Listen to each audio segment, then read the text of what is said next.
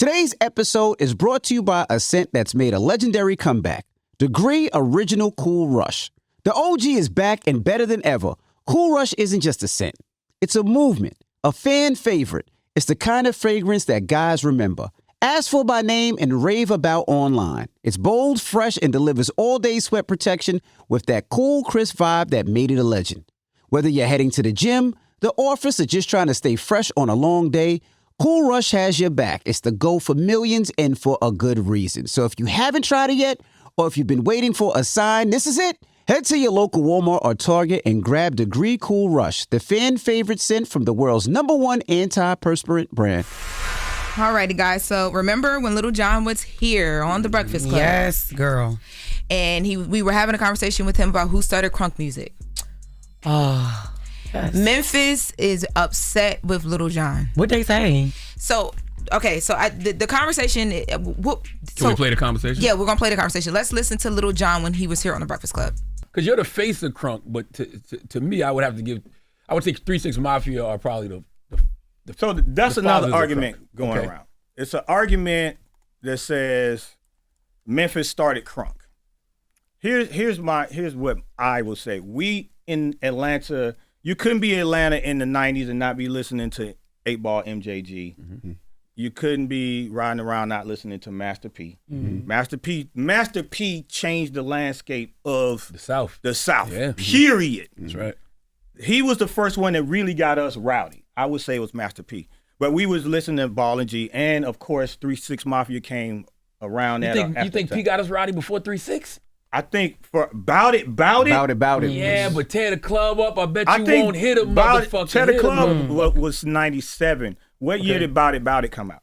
I was in college. It had to be 95. I think it was like 95. 95. I was in college. I remember what happened was in the club in Atlanta, it was playing bass music, and then when Master P came, that was over. About it. That was 95. Definitely, I was a freshman in college. That was the record. Motherfuckers in the hood was getting No Limit tattoos. 1995. 95, yeah. Exactly. That part of the album, true. That's what changed it for us. So I will say Memphis is part of the influence, but our sound is different. All right. So DJ Paul and Lil Jon had a conversation, and let's take a listen to what Lil Jon says he's been feeling as far as his reaction, people's reaction to that Breakfast Club statement. Look, you have number 1, Lil Jon. Every day. Can you play DJ Paul? Every day I gotta fight. DJ Paul explaining why he was upset when he heard the Breakfast Club interview. I can't believe was like, he ain't showing Memphis love. I'm like, I literally shouted out. What confused people is when you said that we didn't hear about it till 97, and that was what everybody was talking about in the comments. They was like, no, it came out in 94, and it came out before this and before about it, or whatever. And see, that's what would have fixed everything. Right. Obviously, it was a lot to think about. You wasn't thinking like that, right? You know, who would be? But if you would have said like it didn't hit in the club to 97, people would have understood. We was DJing from cassette tapes. Nigga, I had 2 tape decks. It was crazy. I had a tape deck and a turntable, so because we had to play our music. He's right. Paul's right. Memphis was the fathers of crunk. Tear the Club Up was like 94, 95, but then they remade it in 97, so it said Tear the Club Up 97 on whatever the CD, the vinyl, or whatever it was. I stay out of the South business. I stay out the South business. I didn't know that it would get this heated, honestly. But yeah, I'm about to start staying out of it. Only reason why I didn't know that is because I feel you like weren't born, because you was a kid. You was in the house. They talked. So DJ Paul said that though. He said if you are under a certain age, you can't even have this conversation. I was like, he's definitely talking about me because I didn't know that this was even a thing. It's true. And the sad thing is, I was in college in '95, so I was from New York, so I just had East Coast music. So I just learned about really South music going to college. I had. Roommates from Memphis, roommates from Mississippi, roommates from Atlanta. So they brought that style of music down there. But like I said, this ain't my fight. You was listening to, what year was that you said? 95. 95? You was J. Rue the Damager? No, what's that? First Nas? What's that? That was it. Oh, Nas was out by then. It was Hov. Biggie. Hov wasn't out in 95. Everything didn't come out till 96. Yeah, but Hov did the Hawaiian Sophie. That was out. You was listening to Hawaiian Sophie? It was freestyling. Yeah, it was Big Daddy Kane. It was J. Rue the Damager. 95 was a good year, though. It was definitely great. Yeah, that was a great year. Yes, I was 3. Onyx. Yes.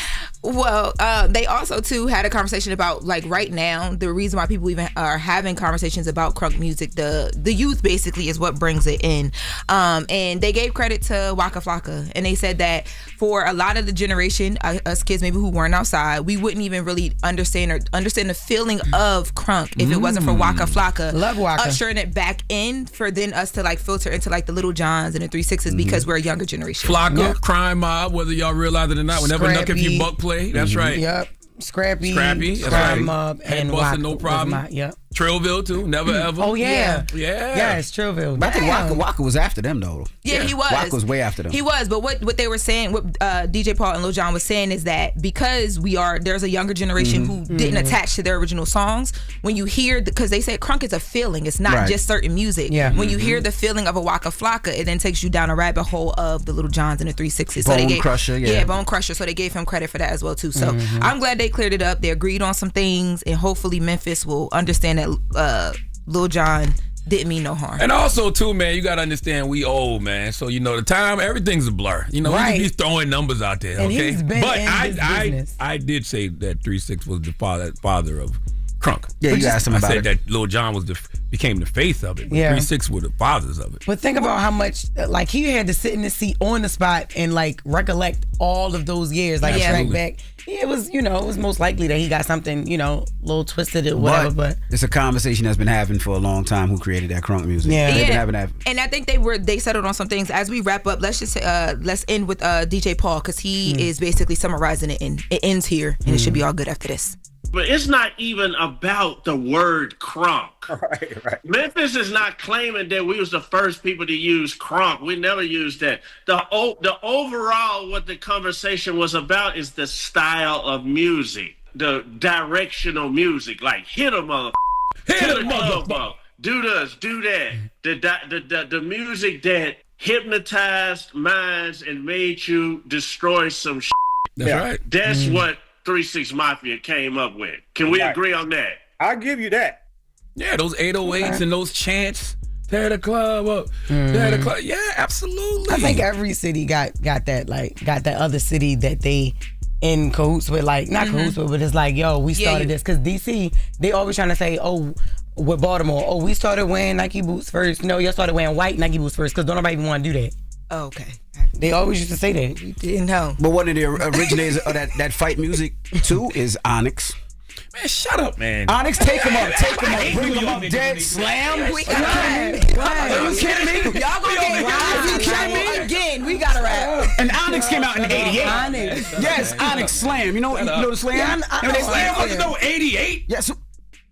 Slam in 88. When the Onyx That came was out. 10. I'm sorry, What are you 93. talking about? 93. That's a big gap, Envy. Hey, and My Slam bad. came out in 88. My bad. So Slam was before, was My with bad. Rakim. The group was created in '88, but Slam came out in '93. And that was fighting music. Slam was not That a was crunk fight record. music. I didn't say it was a crunk music. I said Any- fight But we're music. talking about crunk. Slam was not a crunk record. No, it wasn't Any crunk. up to? We gotta go.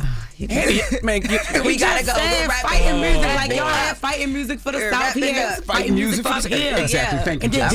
DMX, oh my God, make you want to kill somebody. So yeah, Next is gonna be New People York can't versus stand to Memphis. not be in MD the thinks. conversation. We gotta You know go. what I'm saying? They gotta put their Timbs in every Yes, time. yes. Put their Timbs We in. gotta go. Yes. Yes. Tips is up there. No socks. No, I'm just kidding. Hold up. Every day I wake up. Wake your ass up. The Breakfast Club. Y'all finished or y'all done?